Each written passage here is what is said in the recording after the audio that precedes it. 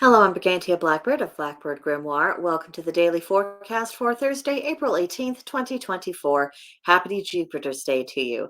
It is Aries season. We are in the Celtic tree month of Willow. It is Mercury retrograding in Aries, and we have a waxing moon. Now, for the details of today's astrology, the sun is in Aries, cardinal fire, representing courage. The moon begins the day in second quarter Leo, fixed fire, representing enthusiasm. Then at 7:02 a.m. Central Time, it goes void of course, and at 9:10 a.m. Central Time, it enters second quarter Virgo, mutable earth, representing meticulousness. So we're going to have quite a shift of modes right here. Mercury is retrograding Aries, a cardinal fire sign representing fiery tempers. Venus is in Aries, cardinal fire sign representing impulsiveness. Mars is in Pisces, mutable water representing curiosity. Jupiter is in Taurus, fixed earth representing practicality. Saturn is in Pisces, mutable water representing nostalgia. Uranus is in Taurus, fixed earth representing renovation. Neptune is in Pisces, mutable water representing imagination. Pluto is in Aquarius, fixed air representing reformation. And for Mercury retrograde, remember to rethink, revise, and redo. We have that waxing gibbous moon, so cultivate your intentions. And we will have a Virgo moon later this morning. So do focus on the task at hand. Do be precise in your words and your deeds, and do be organized. Don't get lost in perfectionism. Don't indulge in undue criticism, and don't get too fidgety. So it is a day of Jupiter, and you might decide to take comfort in the steady pace of Jupiter in Taurus, though you might be confronted with varying degrees of acrimony from other quarters. Just focus on your purpose and move forward one step at a time. You will also find that the Virgo moon will be helpful in you doing this. Today's tarot card is the Woodward. It's about renewal and overcoming obstacles. So we need to cultivate the solid ground upon which we stand, literally and figuratively. We need to develop some more resolute strength, and we need to have a quiet confidence. And of course, that isn't something that happens overnight. It requires knowing yourself and knowing your principles, and deciding what is actually really worthwhile to say, here I stand, and here's where I'm going to go. And the challenge, of course, is doing this throughout changing seasons, whether it's the changing seasons of the year, or the changing seasons of our lives, or the changing seasons of the world around us. We are in a state of considerable flux, so it can be very difficult to be resolute and to be purposeful, just because there's a lot of things you're thinking, oh, well, that all went to dust. What am I doing now? So I would urge you to resist the temptation to throw your hands in the air and just give up.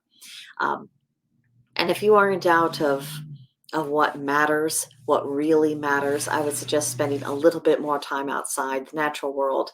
For all of its changing seasons, it's still very much a constant, and that can be a comfort, but it can also be a reminder that which you build upon this earth, that which you focus to bring into fruition, something that you can see, touch, feel, all of those things.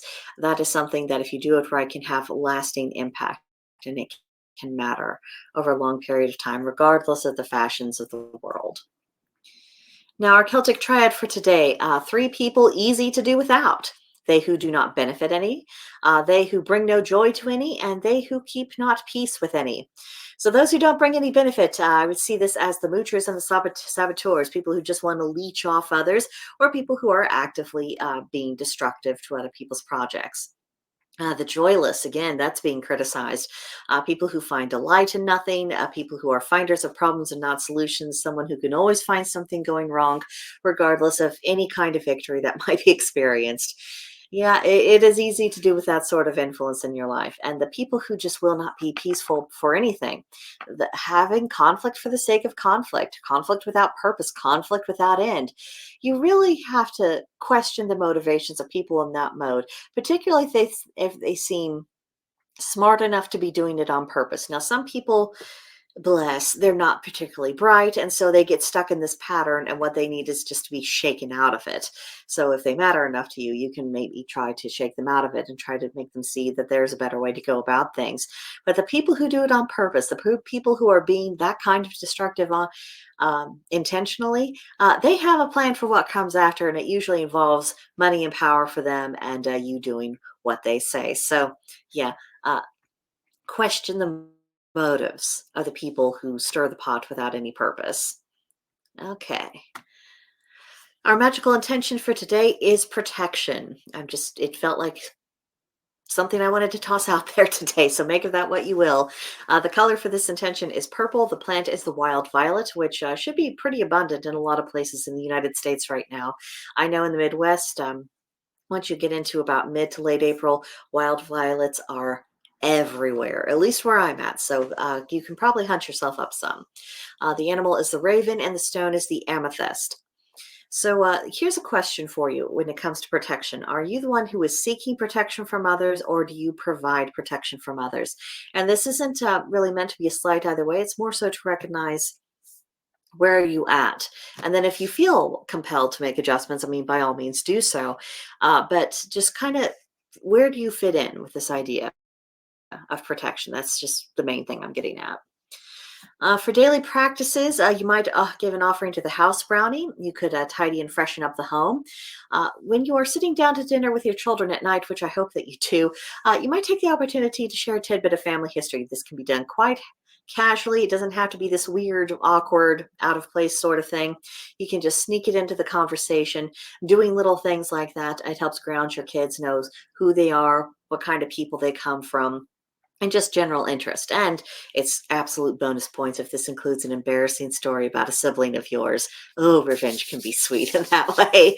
But just, remind them that they come from this more expanded network is the main thing. You might try having a chat with a neighbor if you have a neighbor who isn't, completely tap dancing on your nerves. And then this could also be a good day for you to assess your professional goals. Our favorite of the day is the mermaid, and the journal prompt is for you to contemplate what exactly do you think mermaids are? What is the source of this myth and legend? Do you think there's just what do you think they really are? What do you think could be involved with any of this? I think that could be an interesting thing to journal about. And that is what I have for you today for the daily forecast. Come back tomorrow for another edition.